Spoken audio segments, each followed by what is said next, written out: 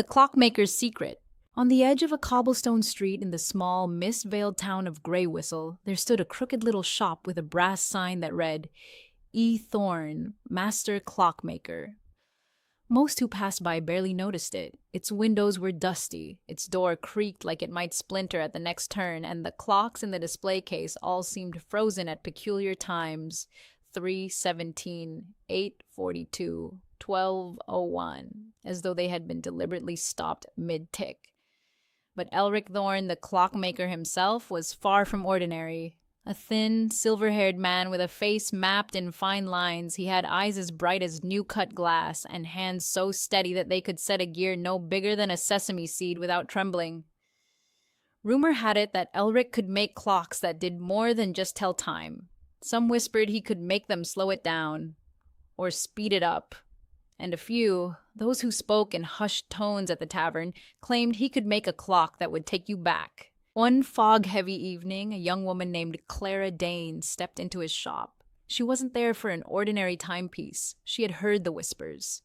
Her brother, Jonah, had vanished 2 years ago in a fire that swallowed their family home. The world called it an accident. Clara called it fate gone wrong, and she wanted it undone. Elric barely looked up when she entered, simply polishing the glass face of a grandfather clock. "You've come for a special order," he said, as though reading her thoughts. Clara froze.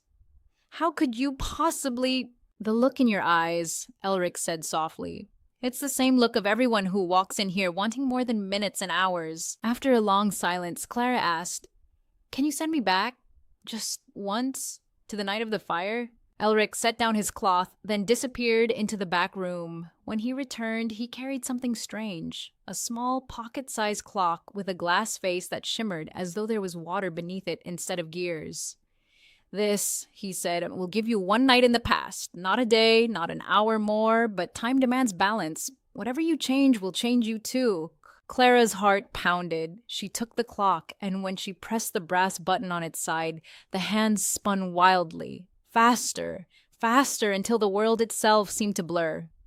When she opened her eyes, she was standing in her family's old living room, the wallpaper unscorched, her brother's laughter coming from upstairs.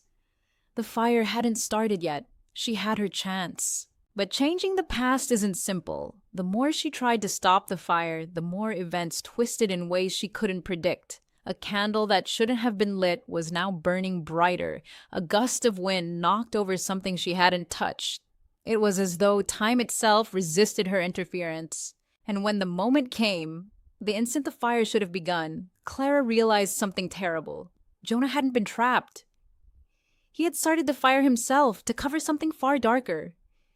She faced a choice: stop him and save her parents' lives, but condemn her brother to prison, or let events happen as they had before.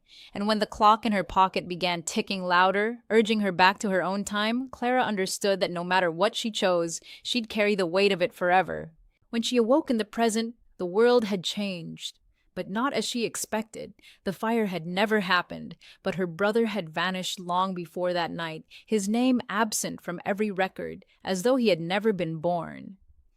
And in the shop window of E. Thorne's store, there was now a new clock. Its hands forever stopped at 11:59, and Clara had the distinct, bone-deep feeling that it was hers.